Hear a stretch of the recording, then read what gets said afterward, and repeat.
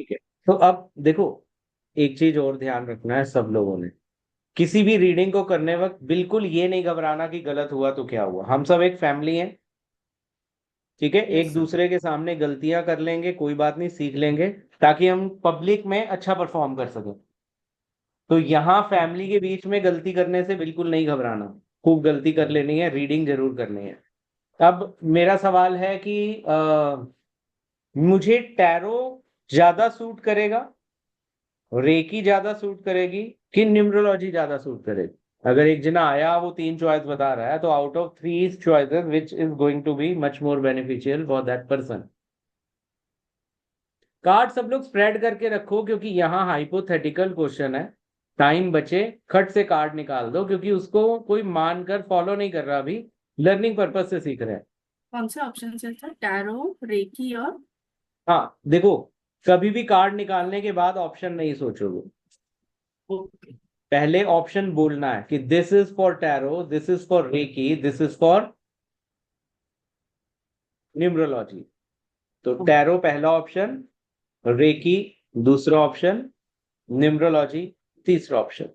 तो बोलते हुए निकालना है ताकि एनर्जी अच्छे से कनेक्ट करे। यस सो ये टैरो के लिए आया है sir, that is the queen of swords. Great. Reiki के लिए आया है wheel of Fortune.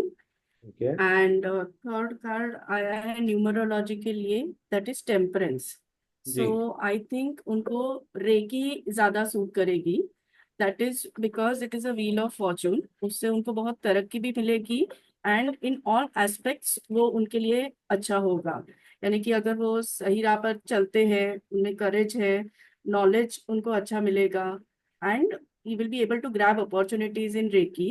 वेरेज in numerology भी उनके लिए अच्छा रहेगा, पर उनको बैलेंस तरीके से चलना पड़ेगा। It's a good card for him.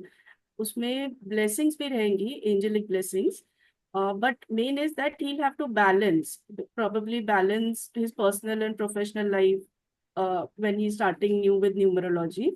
और ये मेरे हिसाब से टैरो उनको फिलहाल नहीं करना चाहिए, क्योंकि क्वीन ऑफ सोर्ड्स है।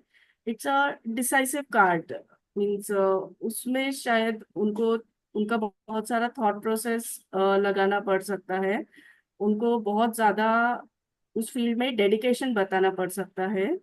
So I think the best option at this point would be reiki, according to me. ठीक है।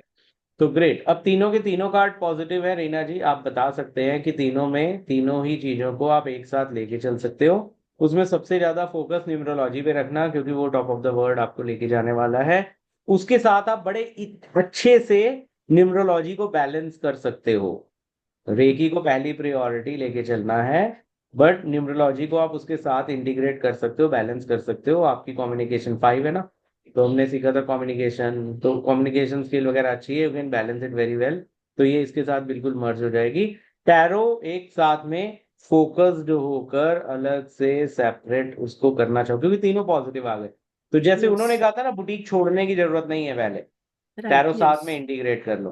तो अगर बुटीक ओके। छोड़ना या टैरो छोड़ना तब उसमें आ जाता, अगर एक कार्ड दोनों में से नेगेटिव आता।